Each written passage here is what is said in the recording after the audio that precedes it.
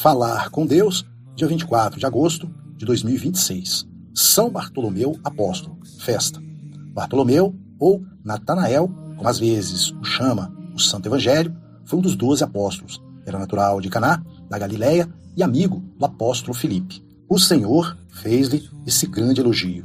Eis um verdadeiro israelita, em quem não há dolo. Segundo a tradição, pregou o Evangelho na Arábia e na Armênia, onde morreu mártir. O encontro com Jesus. Vejamos. A tradição identifica o apóstolo Bartolomeu com Natanael, aquele a quem o seu amigo Filipe comunicou cheio de alegria ter encontrado o Messias. Encontramos aquele de quem escreveram Moisés na lei e os profetas, Jesus de Nazaré, filho de José. João 1,45. Natanael, como todo bom israelita, sabia que o Messias devia vir de Belém, do povo de Davi. São João Crisóstomo lia sobre o Evangelho de São João 21. Assim fora anunciado pelo profeta Miqueias. E tu, Belém, Efratá, tu és a menor entre as principais cidades de Judá, mas de ti há de sair aquele que reinará em Israel. Miqueias 5,2. Talvez tenha sido por isso que o futuro apóstolo respondeu num tom tão depreciativo: de Nazaré pode porventura sair coisa que seja boa? E Filipe, sem confiar muito nas suas próprias explicações, convidou a conhecer pessoalmente o mestre. Vem e vê.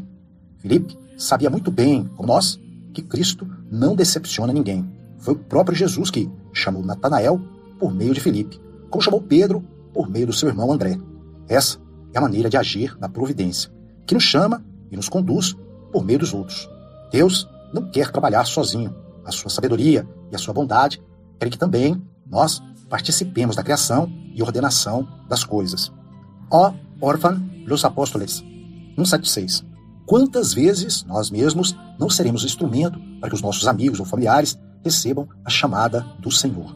Quantas vezes, como Filipe, não diremos: vem e vê. Natanael, homem sincero, acompanhou Filipe até Jesus e ficou deslumbrado. O mestre conquistou a sua fidelidade para sempre. Ao vê-lo chegar, acompanhado do amigo, disse: eis um verdadeiro israelita, em quem não há dolo. Que grande elogio! Natanael ficou surpreendido e perguntou: de onde me conheces? E o Senhor respondeu-lhe com as palavras que são misteriosas para nós, mas que devem ter sido muito claras e luminosas para ele. Antes que Filipe te chamasse, eu te vi, quando estava debaixo da figueira. Ao ouvir Jesus, Natanael entendeu claramente. As palavras do Senhor recordaram-lhe algum acontecimento íntimo, talvez a resolução de um propósito firme, e impeliram-no a fazer uma emocionada confissão explícita de fé em Jesus como Messias e Filho de Deus. Mestre, tu és o Filho de Deus, tu és o Rei de Israel. E o Senhor prometeu-lhe: porque eu te disse que te vi debaixo da figueira, crês? Verás coisas maiores que estas. E evocou com certa solenidade um texto do profeta Daniel, Daniel 7,13, para confirmar e dar maior peso às palavras que o novo discípulo acabara de pronunciar. Em verdade vos digo que vereis o céu aberto e os anjos de Deus subindo e descendo sobre o Filho do Homem. No elogio a Natanael, descobre-se a atração que uma pessoa sincera exerce sobre o coração de Cristo. O mestre diz do novo discípulo que nele não há dolo nem engano. É um homem sem falsidades. Não tem como que 2 corações e 2 pregas no coração. Uma para a verdade e outra para a mentira. Santo Agostinho, Comentários ao Evangelho de São João, 78,7,16.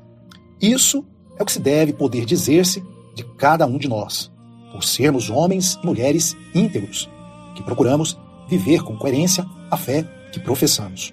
Mentiroso, aquele que tem um espírito duplo, aquele que atua com pouca clareza, soa sempre o sino rachado. Ias, naquele dicionário, os sinônimos de insincero, ambíguo, ladino, dissimulado, matreiro, astuto. Fechaste o livro enquanto pedias ao Senhor que nunca pudessem aplicar-se a ti esses qualificativos, e te propusestes aprimorar ainda mais essa virtude sobrenatural e humana da sinceridade. São José Escrivá Suco 337. Trata-se de uma virtude fundamental para seguir o Senhor, pois ele é a verdade divina. João 14,6. e aborrece toda a mentira. Até os inimigos de Cristo terão de reconhecer o seu amor pela verdade. Mestre, dir-lhe-ão na ocasião: sabemos que és sincero e que ensinas o caminho de Deus segundo a verdade, sem te prenderes a ninguém, porque não fazes acepção de pessoas. Mateus 22:16. E ensina-nos que as manifestações das nossas ideias ou pensamentos devem ser feitas conforme a verdade. Seja o vosso falar sim, sim, não, não, porque tudo que passa disso procede do mal. Mateus 5:37. O demônio, pelo contrário, é o pai da mentira. João 8:44. Pois tenta constantemente levar os homens ao maior de todos os enganos, que é o pecado. O próprio Jesus, que sempre se mostra compreensivo e misericordioso com todas as fraquezas humanas, lança duríssimas condenações contra a hipocrisia dos fariseus. Por isso, podemos imaginar a alegria que causou o encontro com Natanael. A verdade abre-nos a porta para a autêntica liberdade, conforme diz o Evangelho.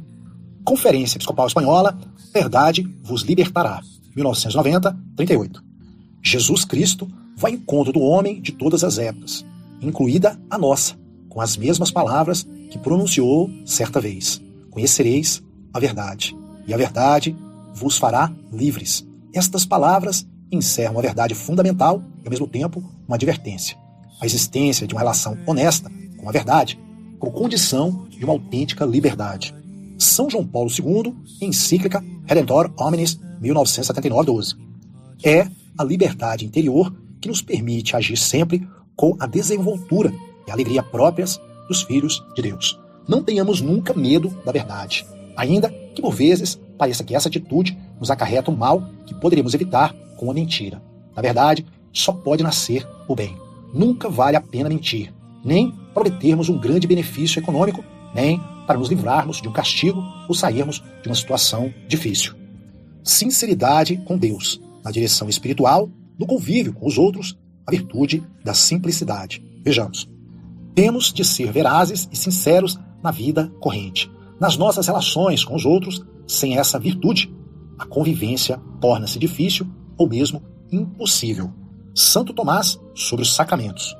Fora da verdade, a existência do homem acaba por obscurecer-se e, quase insensivelmente, deixa-se invadir pelas trevas do erro, que pode chegar a falsear toda a vida. Conferência Episcopal Espanhola, A Verdade vos Libertará, 37. De modo particular, devemos ser verazes e sinceros no trato com Deus, dirigindo-nos a Ele sem anonimato, sem querer ocultar-nos, com alegria e confiança com que um bom filho se comporta diante do melhor dos pais. Temos também de aprender a dar a conhecer a intimidade da nossa alma àqueles que, em nome do Senhor, nos ajudam a orientar os nossos passos para o céu. Na confissão, a sinceridade é tão importante que, se o penitente não reconhece a sua culpa, não pode receber a graça. Não é, pois, apenas uma atitude perante uma pessoa, o confessor, mas perante o próprio Deus. A atitude contrária, o silêncio, a dissimulação, a mentira, seria tão estéril em relação aos frutos que desejamos obter, como o daquele que, no dizer de Santo Agostinho, indo ao médico para ser curado, perdesse o juízo e a consciência e mostrasse os membros sadios, ocultando os enfermos. Deus é quem deve vendar as feridas, não tu. Porque se, por vergonha, queres ocultá-las com bandagens, o médico não te curará. Deves deixar que seja o médico quem te cure e pense as feridas, porque ele as cobre com medicamentos. Enquanto, com as bandagens do médico, as chagas se curam, com as bandagens do doente, ocultam-se. E a quem pretendes ocultá-las? Aquele que conhece todas as coisas. Santo Agostinho, comentário ao Salmo 31. Se formos sinceros aos nossos próprios pecados, será motivo para que nos unamos mais intimamente a Deus. Há outra virtude estritamente relacionada com a sinceridade, que hoje podemos admirar em São Bartolomeu, a simplicidade, que é consequência necessária de um coração que busca Deus. Opõe-se a essa virtude a afetação no falar e no agir, o desejo de chamar a atenção, o pedantismo, os ares de suficiência, de jactância, defeitos que dificultam a união com Cristo, que criam barreiras, às vezes intransponíveis, ao esforço por ajudar os outros a aproximar-se de Jesus. A alma simples não se enreda, nem se complica inutilmente por dentro. Dirige-se em linha reta para Deus, através de todos os acontecimentos, bons ou maus, que sucedam à sua volta. A par da sinceridade, a naturalidade e a simplicidade constituem outras duas maravilhosas virtudes humanas que tornam o homem capaz de receber a mensagem de Cristo. Em contrapartida, tudo o que é emaranhado, complicado, as voltas e mais voltas em torno de nós mesmos, tudo isso constrói um muro que com frequência impede de ouvir a voz do Senhor. São José Escrivá, amigo de Deus 90. Peçamos hoje a São Bartolomeu que nos alcance do Senhor essas virtudes que tanto lhe agradam e que são tão necessárias para a oração, para a convivência e para o apostolado. Peçamos a Nossa Senhora que andemos pela vida sem duplicidade, com o coração sincero e simples. Tota voce est Maria, et macula originalis not est imper. És toda formosa, Maria, e não há em ti mancha original. Canta alvoraçada a liturgia, não há nela a menor sombra de duplicidade. Peço diariamente a nossa Mãe que saibamos abrir a alma na direção espiritual, para que a luz da graça ilumine toda a nossa conduta. Se assim lhe suplicarmos, Maria nos obterá a valentia da sinceridade para que nos cheguemos mais à Trindade Santíssima. São Bartolomeu seja hoje o nosso principal intercessor diante de Nossa Senhora. Ave Maria, cheia de graça, o Senhor é convosco. Bendita sois vós entre as mulheres, e bendito é o fruto do vosso ventre, Jesus. Santa Maria, Mãe de Deus, rogai por nós, pecadores, agora e na hora de nossa morte. Amém.